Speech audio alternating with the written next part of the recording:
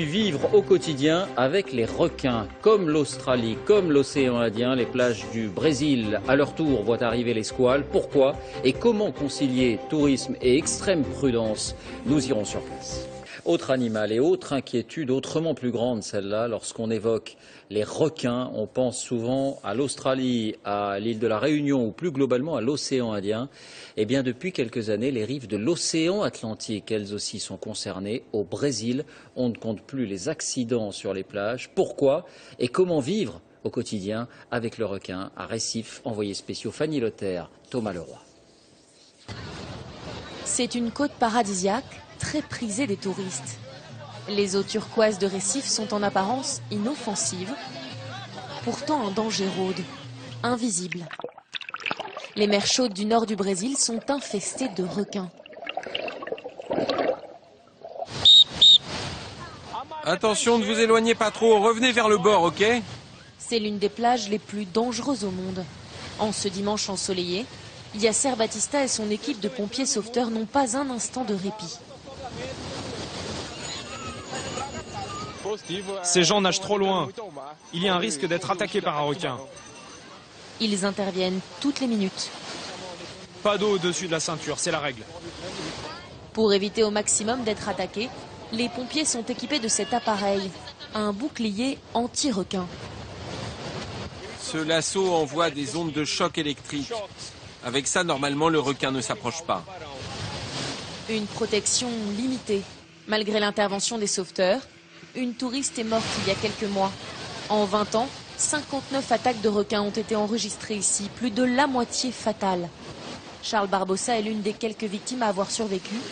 Il a payé un lourd tribut. Je surfais tranquillement et puis j'ai senti une morsure. J'ai voulu nager vers le bord et c'est là que le requin m'a arraché les mains. J'ai réussi à remonter à la surface et j'ai nagé comme j'ai pu, un réflexe de survie sans doute, mais j'étais sous le choc. J'ai perdu connaissance quand les pompiers sont venus me chercher. Pourquoi ces côtes sont-elles si prisées de ces prédateurs? Pour ces biologistes qui vont en mer chaque semaine les étudier, la raison se trouve à quelques kilomètres de là. Le port de Suapi, sa construction, il y a une trentaine d'années, coïncide avec l'arrivée des requins-tigres parmi les plus agressifs de son espèce. Le requin-tigre qui vit au large est attiré par les rejets de déchets des paquebots. Il les suit jusqu'au port et ensuite il suit un courant qui longe toute la côte, du sud au nord, jusqu'à la plage de Boa Viagem. Et c'est là qu'ont lieu la plupart des attaques. Il y a 3 mois, une expédition américaine est venue à son tour longer ces plages. Sur ces requins capturés, les scientifiques ont installé des transmetteurs pour suivre leur migration et les repérer avant qu'ils ne parviennent trop près des côtes. La méthode brésilienne, elle, est un peu plus artisanale, mais apparemment assez efficace.